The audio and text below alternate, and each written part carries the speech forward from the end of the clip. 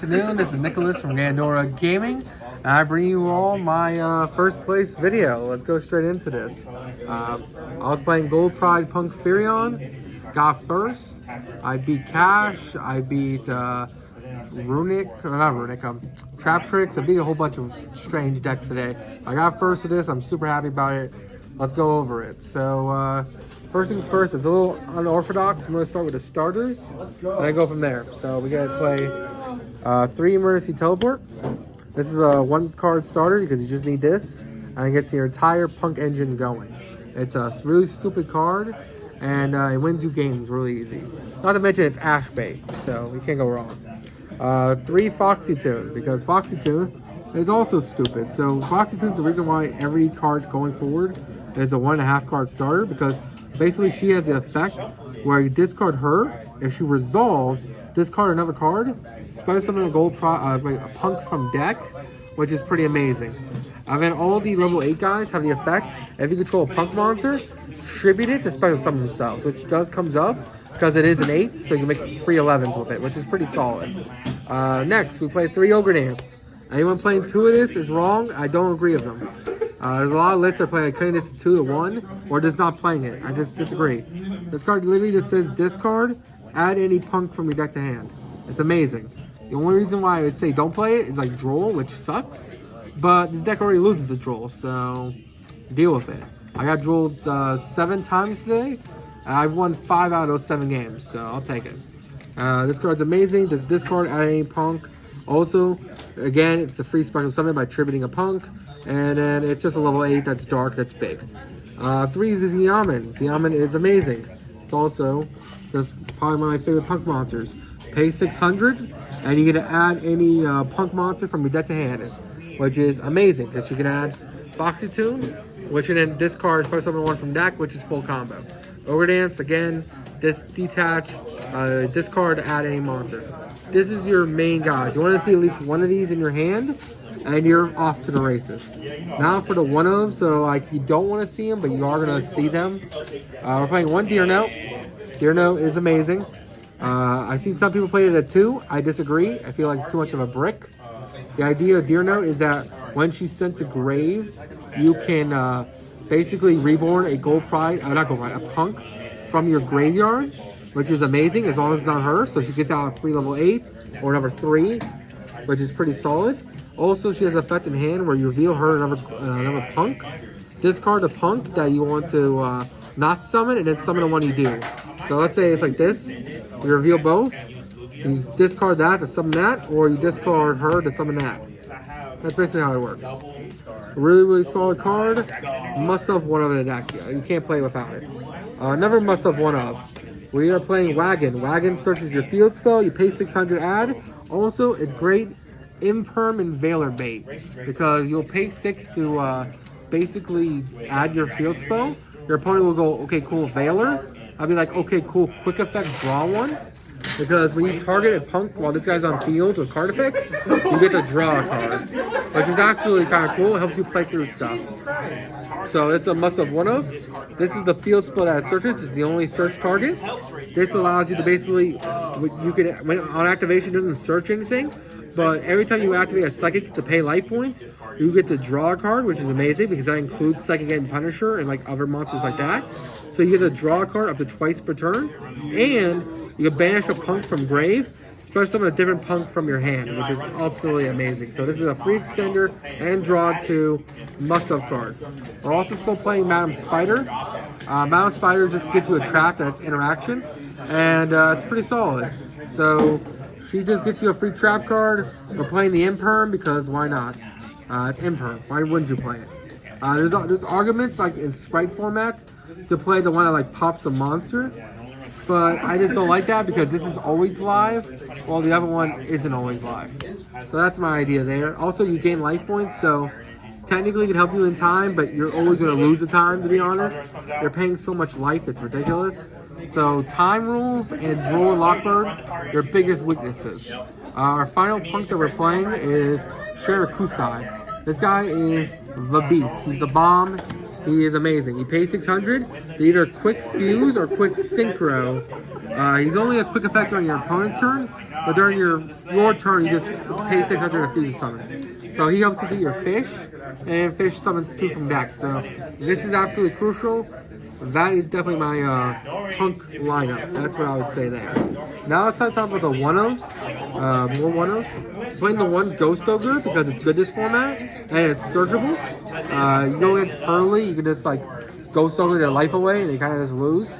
Again, same thing with Super Heavy Samurai. They activate the Pendulum Scale, you just go Ghost Ogre it, and you're kind of like, oh shit. So a really good 1-of, and it's searchable.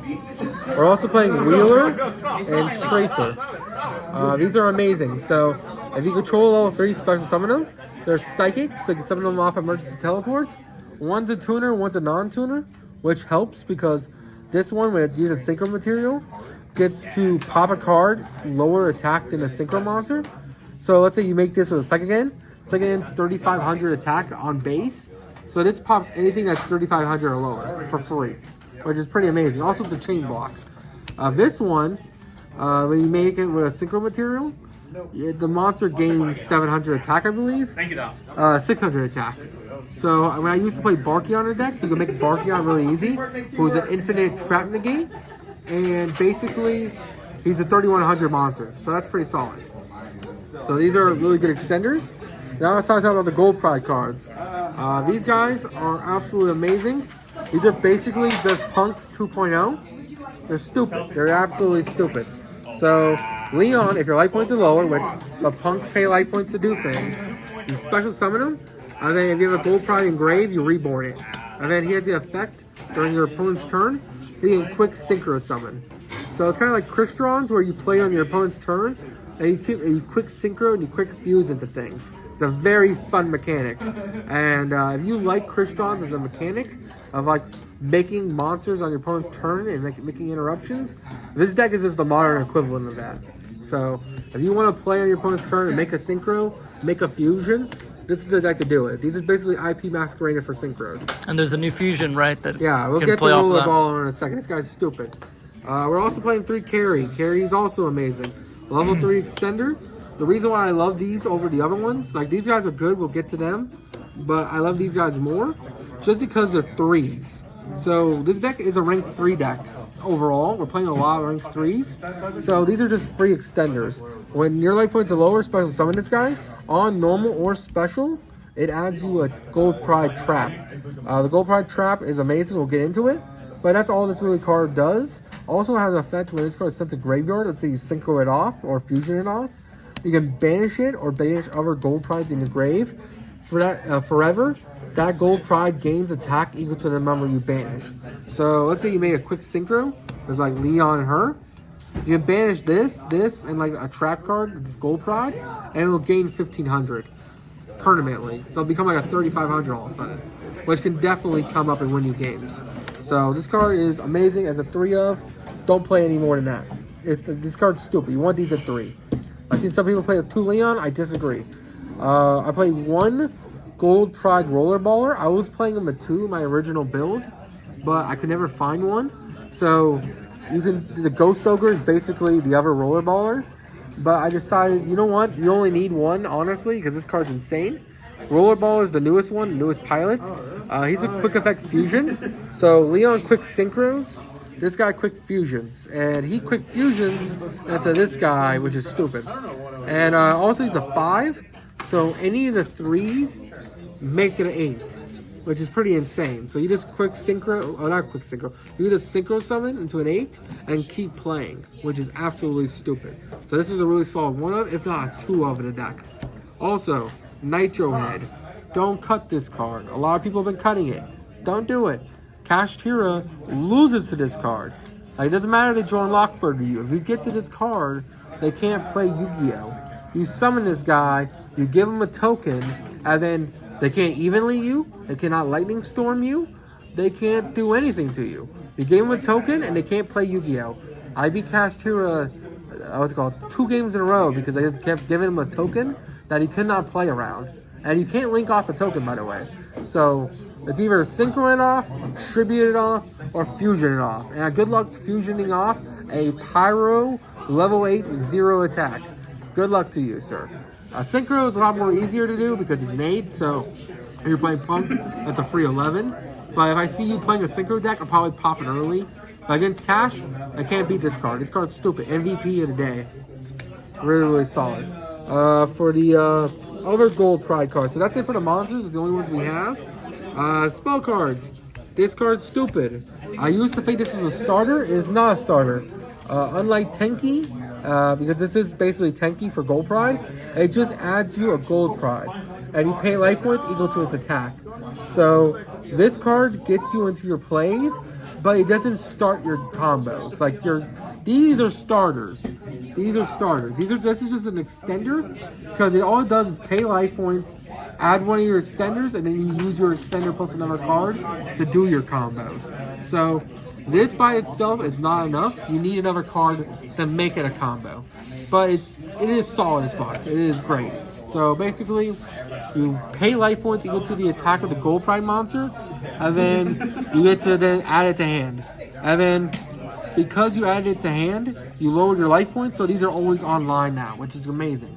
One of the biggest issues with this deck was you will go into a board, your opponent, you won't open one of your one of your Punk monsters. You'll just open a handful of these guys and be like, shit, I can't pay life points. I guess I lose. Now that'll never happen again. Like unless you're really unlucky and you open like 5 of these guys, but that ain't gonna happen. So this card's also amazing. Also, end phase effect. Basically, all the Gold Prides have the effect when they use their effects, they return back to the extra deck. This card says when they return back to the extra deck, you get to draw a card. So you'll be drawing on your opponent's turn and your turn multiple times. So not only are you drawing cards off your field spell, but you're drawing cards off this. I draw 3 times a turn, probably search 12 times a turn. It's stupid. Gold Pride trap cards. Play 2 of this. Don't play 1, don't play 3. 2's perfect. This card, when your opponent summons a monster, special, normal, looked at me wrong. Basically, you just activate this card, reveal a Gold Pride, 3 different Gold Prides from deck, or the same Gold Pride just 3 times. Summon that monster and then blow up the monster. It does target, but who cares? You get to blow up their monster, and then you get a free summon from deck. If you summon Leon, well, Leon will then reborn one, and then you have a free synchro or a free fusion. Carry, when summoned, adds you a trap card. So you're adding cards on your opponent's turn too. Quick fusion. You know, there's just so many things you can hit off this guy. It's amazing. So this card's a must-have 2 of. That is it for the Gold Prides. Now it's time to talk about the third and final engine in this deck. Well, technically there's one more engine, but it's like 1 card in the main. The Therions. I wish this guy had a higher rarity. He doesn't. We're stuck with what we got. P.U.N.K, I don't care what anyone says, is better than Bull. In my comments, you guys said Bull was better. He's not. Bull basically is a non-quick effect pop a card. This is a quick effect bounce a card. I'd rather have a quick effect compulse than on my turn pop. So that's my opinion there. Not to mention he's a 7, so 7 plus 3 equals 10, so he's a Baron, which is pretty solid. Really, really great card. Also, he compulses, so if Lily's attached, you just compulse, and then you can just have a Lily for next turn, and you're just good to go from there. Lily's a 1-of. I used to play this like 2 or 3. You don't want to really see it unless you have Foxy Tomb, because Foxy Tomb can discard it. But this card's solid. Basically, when it says equip spell, you can search a Therion spell or trap, which is usually the field spell, unless you already have it, in which case you search the trap card, which we'll get into. So overall, a really good card. Plus it's an 8, so any 3 makes an 11. So there you go. So that's a 7, that makes a 10. That's an 8, that makes a 11. You're also playing, of course, the man himself, the $40 card. You gotta play this guy. He's the reason why we're playing the Therion package. He's literally an Omni-Negate that literally negates on activation. It doesn't negate the activation. It negates the effect. And it actually matters. So he's not like Judgment, where you Judgment and then they activate it again. You just lose. For example, I went to get to my friend here. He had Judgment for my Evenly. But because he negated the activation, I can activate another Evenly. And this guy says, no, you did activate it. I just negated its effects. Thus, you can't do it again. For example, let's say you have 2 Brand Fusions in hand. You negate the you don't negate the activation, you negate the effect. Thus, they can't activate the second Brand Fusion. Really important. Plus, it's an 8, so free 11. So worst case scenario, it makes you a second hand Punisher, pushes for game. That's it for the Therion main deck. And that's it for our monsters in general. I know I did it out of order, but I just kind of want to explain the engines as I go. We're also playing the one field spell. This card's cracked. Not only does it add a Therion monster, so it adds any of these, but also when a monster would die by like battle, or if you would kill a monster by battle, basically any battle thing, you can save your monster by dumping another Therion to grave. So you can dump, like, let's say Argus Station, to then, in order to protect your monsters. It doesn't matter. It doesn't even have to be Therions. It protects anything, which is pretty solid. So if you have like a really annoying monster on field and need to kill it, you're like, cool, you crashed. My guy still lives because I just dumped one. Deal with it. And then this card's also stupid. So not only is this Foolish Burial, so you can activate this, Foolish Burial to Lily or Foolish Burial to Rex or whatever, but it's also in grave. The turn that you did not activate the Foolish Burial effect, you can shuffle it back into the deck or put it in the bottom of the deck to add back a Therion. So what I do is, usually I end on a board like this. I'll have more than just these two, but let's just say I had these. This is equipped to him. I'll negate with the Regulus. This is engraved. And I'll bounce back with P.U.N.K, or what's called Lily. And then what I can do is, I can just literally, when this is back to hand, I can just summon and do that. And I have a free Omni again. And let's say to get rid of all of it, as long as Argus Station is engraved, I can just shuffle this back in the deck, add the Regulus back to hand, or the P.U.N.K, summon, and then equip whatever I need. So it's a very compact engine. The final Therion card, and the final trap card in the deck we're playing, is Therion Cross. This card's okay. It's not great. Sometimes it's just not live at all. But the idea is that it's another search target because this can only, Lily can only search spells, and Endless Argus does not count as a Therion spell, which kind of sucks. So this is your only other target, and basically if you control a Therion on field, you either banish or negate a monster, and if Endless Argus' station is engraved, you do both. So you banish and negate. So it's definitely a good card, but not the greatest. And that's really it for the package. My final package is Ghost Trick Shot. You're probably wondering, why the hell am I playing Ghost Tricks? You'll find out in the extra deck. And that's it for the main deck. Let's go straight to the extra. Now it's time to talk about the King of the Crop, the extra deck. This is like the main paymakers. We only have one paymaker in the main deck, and that's Regulus. So we need our extra deck to actually win us games. First things first, we gotta talk about this guy. This guy's stupid. He won me a couple games. He's not your end-all be-all, but he is stupid. So if your life points are lower, up to the number of materials used to make this guy, you can equip monsters your opponent controls, non-targeting, onto him. So let's say you use 3 Gold Prime monsters, you equip 3 monsters onto them, and if your life points are lower, which it always will be, your opponent can't respond to it. So they can't forbidden drop it, they can't imperm it, they can't do nothing to it. And it can't be negated. Thus, you win. You just equip free for free, which is absolutely stupid. Of course, he will add himself back to the extra deck, but that doesn't matter because you'll just summon out a Nitro, not a Nitro Head, a Roller Baller from Grave, and then you just get a fusion again to your opponent. So you just keep fusion on your turn and your opponent's turn, and keep ripping their cards. This card's stupid. I made this against a Zeus, and he wasn't happy about it. But yeah, this guy's insane. The Fish. Fish is probably the strongest card in this whole deck, but he's the most targeted card. Never let this card get ashed. If you get this ashed, you lose the game immediately.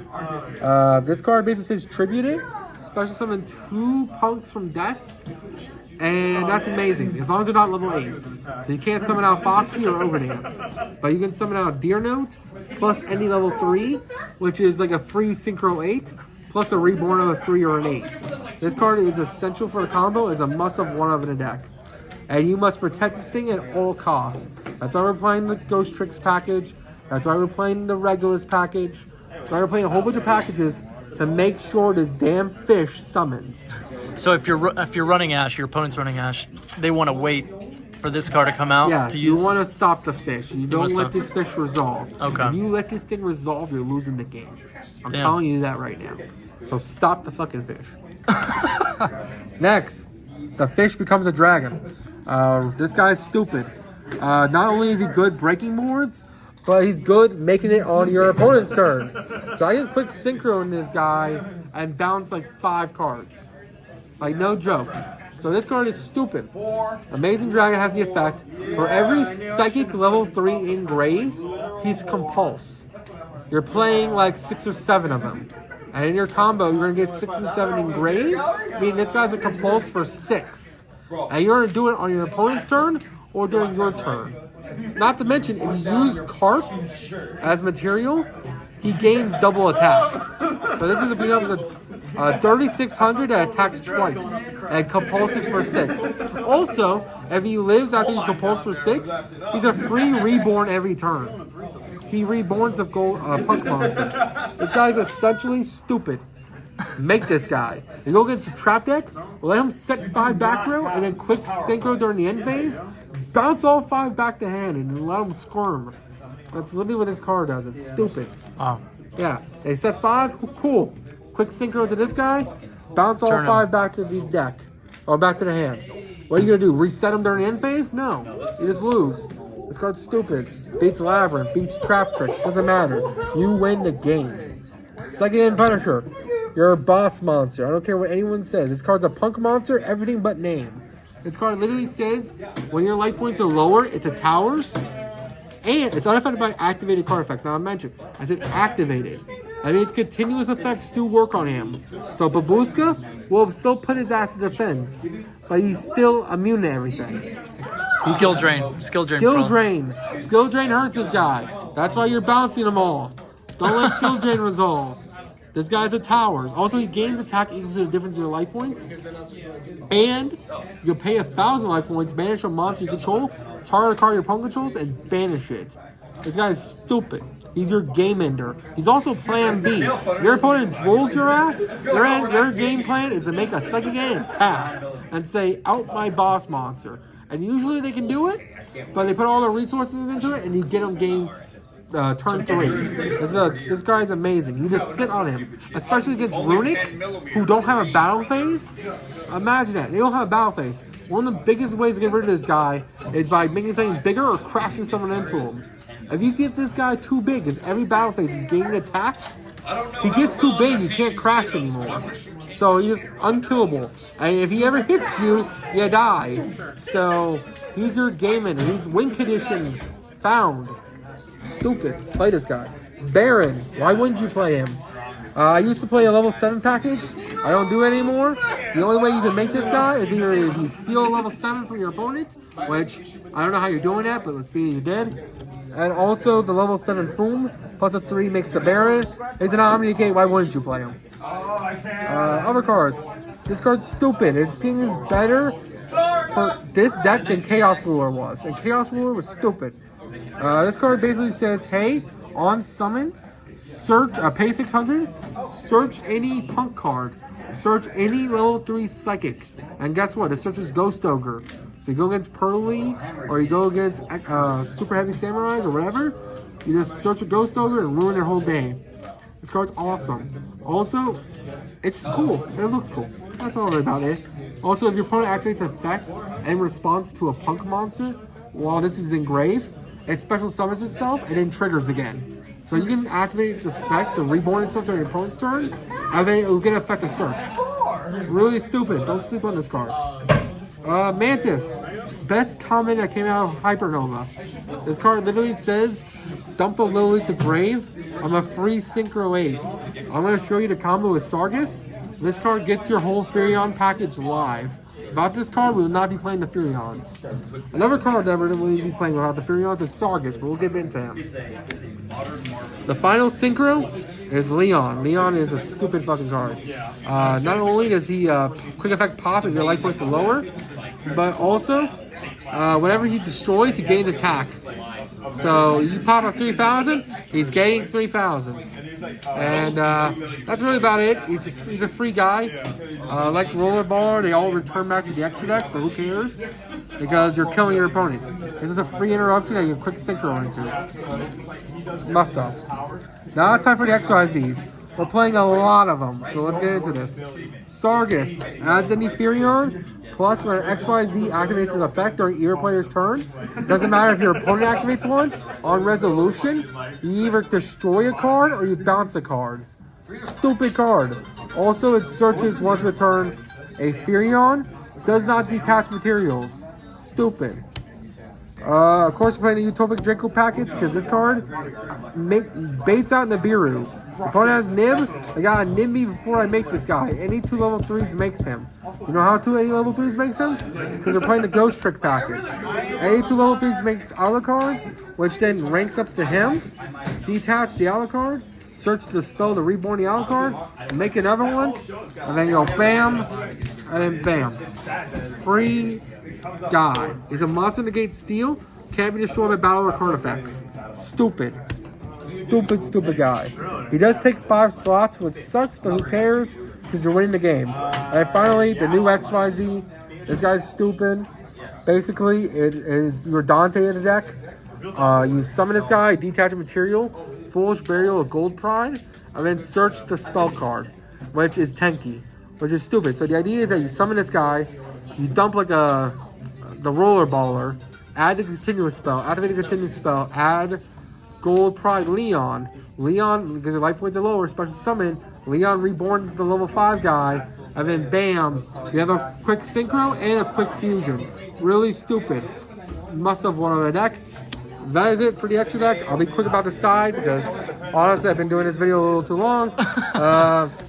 Stops a lot of things. It's a kaiju. Why wouldn't you play this? You want to stop Pearly? It stops Pearly, stops Kashtira, stops everything. Dark Ruler. We're in a format this card needs it. How many decks are making stupid boards? This deck. Stop it. Runic. I fucking hate Runic. That's simple. Like, if Runic was in a deck, I would not be playing Cosmic. Lightning Storm, because I don't like trap decks. Screw skill drain decks. Screw rivalry. Screw even. Just screw all those back row crap. I say no to you. I say, get right out of here. Bye-bye. And then evenly match because I don't like it even more.